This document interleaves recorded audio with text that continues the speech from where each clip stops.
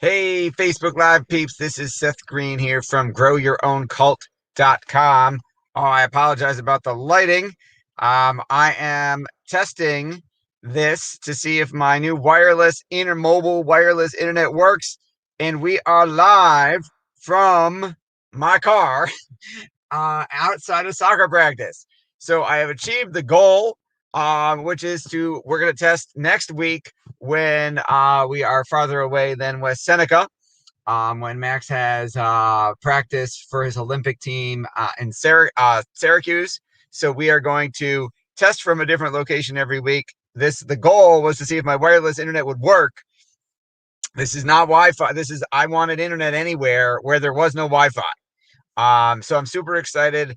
It took me 2.5 hours of tech support live chatting with Best Buy, Verizon, Sprint, and then T-Mobile in person to finally get a device that would allow my laptop to have enough internet with no Wi-Fi signal out in a field to live stream anywhere. And to work anywhere. So we're here today to talk about, since I got to have a topic, it's about podcasts. We're going to rant. I'm going to rant about podcast statistics and the truth about podcasting. See, a lot of people who are podcasting, and the lighting's going to keep changing. A lot of people get discouraged because they see people like Joe Rogan or John Lee Dumas or me, who have, those guys might have tens of millions of downloads, and we might have a couple 100,000. And they get frustrated and they compare themselves to people who've been doing it a long time.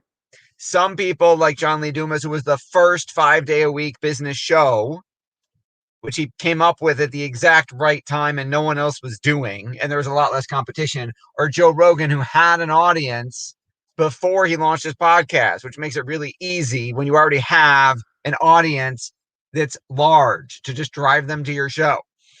So let me tell you the truth about podcast numbers. The median number of downloads is provided by Libsyn, which is one of the biggest podcast hosting companies in the industry. Are you ready for this? It's 130. 130.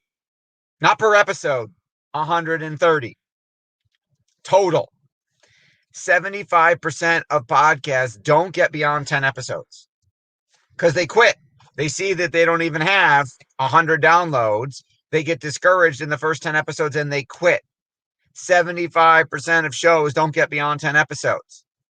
So my question to you is, if you're podcasting, how many downloads does your show have at 30 days? If you've got more than 130, you're outperforming half of the podcasts on the marketplace.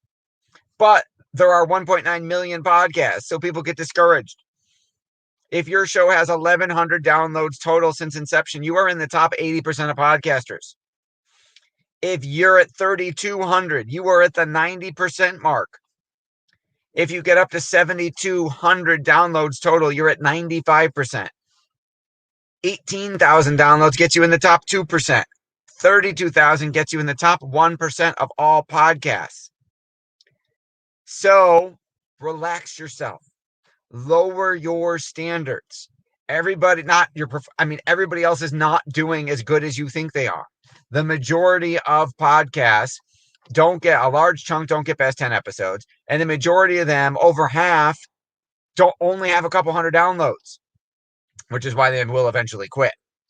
So don't make your podcast marketing strategy about the numbers of downloads.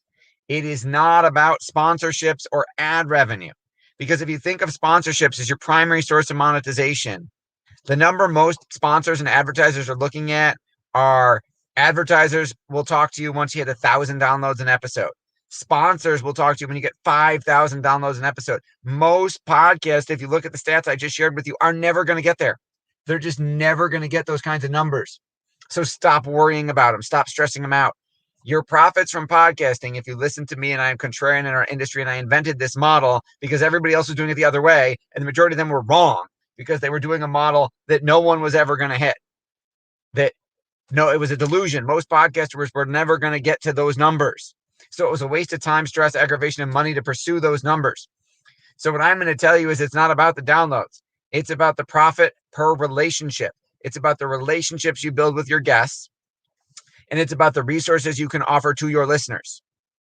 My podcast generated 6 figures in revenue its first year, and half of that came off of the first 15 episodes, and I had a couple hundred downloads. It wasn't ad revenue. It was the resources I was able to offer to my listeners that got them indoctrinated into my world, into Planet Seth, into our funnel system, that then converted them into paying high ticket clients. See, the podcast, in my view, should be all about either two things or both. One, interview your ideal clients, start a relationship with them, and then ultimately get them to hire you after you follow our follow-up process. Or two, interview your ideal centers of influence, people who have numbers of your ideal clients as their followers. So that way, instead of getting one client at a time, you get 5, 10, 20, 100. Because let's say you're a financial advisor.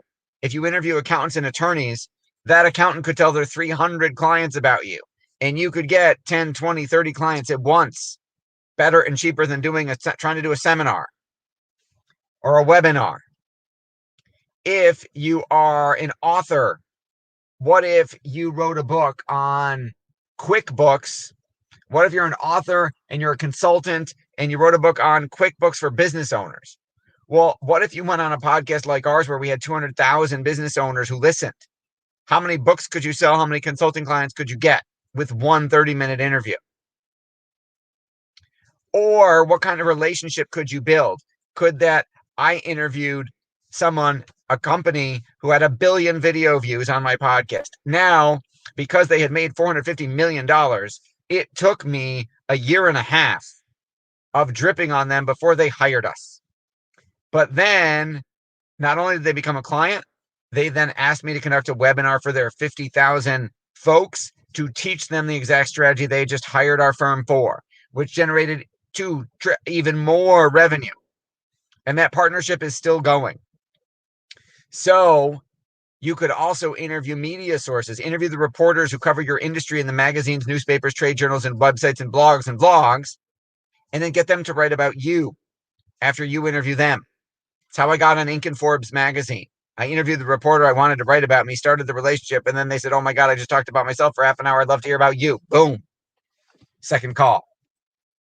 So don't think about the download numbers. It's not about the downloads. It's not about the vanity metrics of downloads, listeners, subscribers. It's about the relationships. Podcasting is hands down the best way I have ever seen to build a relationship with someone that is not perceived as salesy in any way, shape, or form, that allows you to then later, after you have gotten the know, like, trust factor, after you've added 5 or 7 emotional value bombs, to get them to see your sales message in such a way that's not salesy, they have no resistance, and your close rate will be higher than it's ever been.